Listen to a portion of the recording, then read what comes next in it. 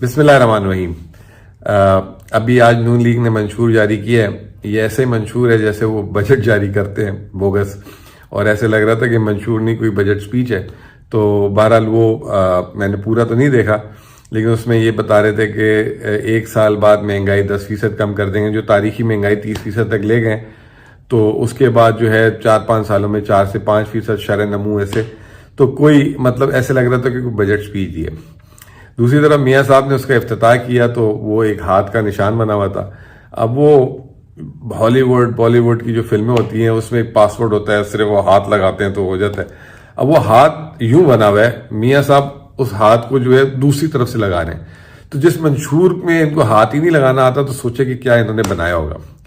بہرحال ان کے جو رائٹر تھے، جو ان کے ایڈوائزر ہیں عرفان صدیقی صاحب، جنہوں نے منشور لکھا ہے، وہ یہ فرما رہے تھے کہ دیکھیں جی منشور بڑا آسان ہے، جس نے جتنے سال حکومت کی اتنے وہ کام گنوا دے۔ پیپلز پارٹی نے 15 سال حکومت کی، 15 کام گنوا دے۔ پی ٹی آئی نے 4 سال حکومت کی، 4 کام گنوا دے۔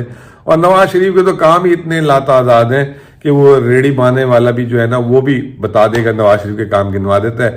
پھر انہوں نے خود کام گنوانا شروع کی، انہوں نے کہا میٹرو بس، تو وہ میٹرو بس نواز شریف نے بنائی ہے۔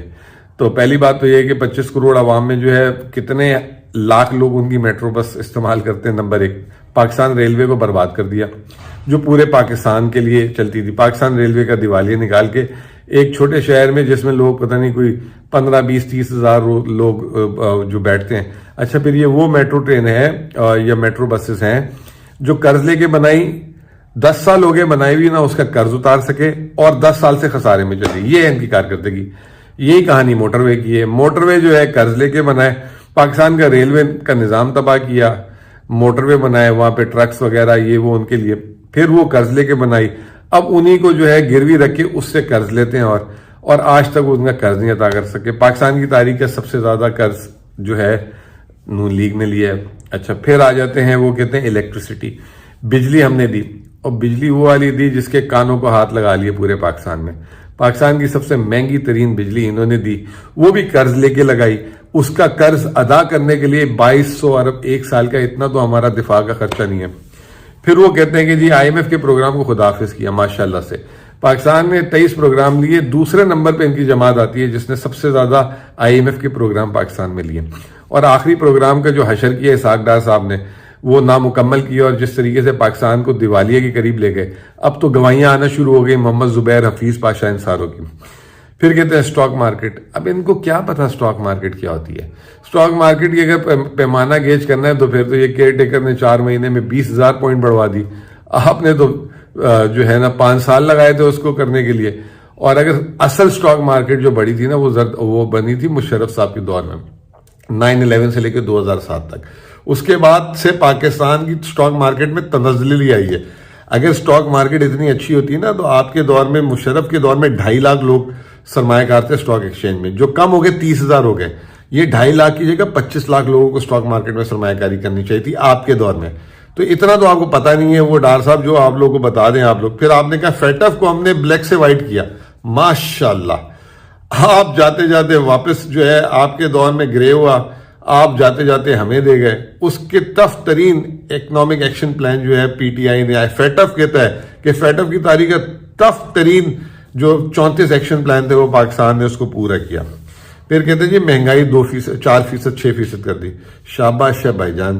پاکستان کی تاریخ کی بدترین مہنگائی آپ نے ابھی چھوڑی ہے۔ 99 میں آپ کو یاد ہے آپ کی پہلی جب حکومت تھی، جب آپ نے دھماکوں کی جو کلیم کرتے ہیں، اس پاکستان کی تاریخ میں جب سب سے زیادہ شرح سود آپ کے دور میں رہے اور مہنگائی آپ کے دور میں رہی، تو کس کو معمو بناتے ہیں؟ اب آپ نے کہا پی ٹی آئی کے کچھ اچھے کام گنوا دیں۔ پی ٹی آئی کے اچھے کام، 3.5 سال کی حکومت، بائی دا وے 4 سال بھی نہیں، ذرا جھوٹ نہ بولا کریں، 3.5 سال میں 2 سال ایسے جس میں 6% سے اوپر گرو، اور یہ پہلی دفعہ حکومت کرنے میں۔ نواز شریف نے 4تھی دفعہ حکومت، 3ری دفعہ حکومت کرنے کے بعد 1 سال 1 دفعہ صرف 6% اس کی گروتھ گزری ہے۔ اس نے 15 سال یا جتنے سال بھی حکومت کی، کبھی 6% اس کی کراس نہیں ہوئی، بلکہ آخری سال بھی 5.8 تھی، وہ ریوائز ہو کر ہوگی، اور وہ ہماری ایمانداری تھی۔ تو ہائیسٹ ایور ایکسپورٹس پاکستان کی تاریخ میں عمران خان کے دور میں 32 ارب ڈالر، ہائیسٹ ایور ریمیٹنسز ترسیلات عمران خان کے دور میں۔ اس کے علاوہ پاکستان میں جو ڈیجیٹل جو ساری چیزیں ہوئی، روشن ڈیجیٹل وغیرہ، وہ عمران خان کے دور میں شروع ہوئی۔ پھر ڈیمز جو 1975-76 کے بعد بند ہو گئے بننا، وہ عمران خان نے شروع کیے. آپ تو یہ ایک میٹرو کی بات کریں، وہ پورے ملک کا سوچتا تھا کہ پورے ملک میں سستی بجلی بنے، پانی ملے، زراعت ملے. پاکستان کی تاریخ کا سب سے بڑا، بلکہ پوری دنیا میں اپریشیٹ کیا جاتا ہے، کلائمیٹ پروگرام عمران خان نے کیا. پھر دنیا کا جو سب سے بڑا، صدی کا سب سے بڑا کرائسس، وہ عمران خان نے ڈیل کیا. آپ نے تو ڈینگی کے علاوہ 2-4 ضلعوں کے علاوہ آپ نے دیکھا کیا، آپ کو تو پتہ ہی نہیں ہے کچھ، آپ باتیں کر رہے ہیں. پھر ٹڈی دل کا اٹیک بھی اسی کے دور میں ہو، اس کو بھی عمران خان نے ٹیکل کیا.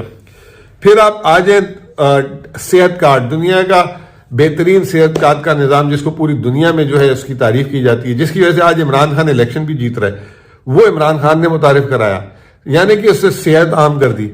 پھر اس کے علاوہ عمران خان نے جو ہے احساس پروگرام، جس کا پیپلز پارٹی کریڈٹ لیتی ہے، اس کو 3 گنا بڑا کیا. اور اس صرف احساس پروگرام میں احساس راشن لے کر آئے، لنگر خانے لے کر آئے، سارا کچھ لے کر آئے. پھر اس کے علاوہ پاکستان کی تاریخ کے سب سے بڑے بڑے پروگرام شروع کیے، کامیاب جوان کامیاب پاکستان، جس میں صنعت کو لائے، ایس ایم ای کو لائے، غریب لوگوں کو اوپر لے کر آئے. یہ عمران خان کی چیدہ تھی. پھر اس کے علاوہ تاریخ کی 2 سالوں میں پاکستان کی کنزیکٹیولی انڈسٹریل گروتھ جو ہے 10% سے اوپر گئی. بھائی یہ ہوتی ہے کارروائیاں، یہ ہوتے کارنامے. آپ کون سے کارنامے لے کے بیٹھے ہوئے ہیں؟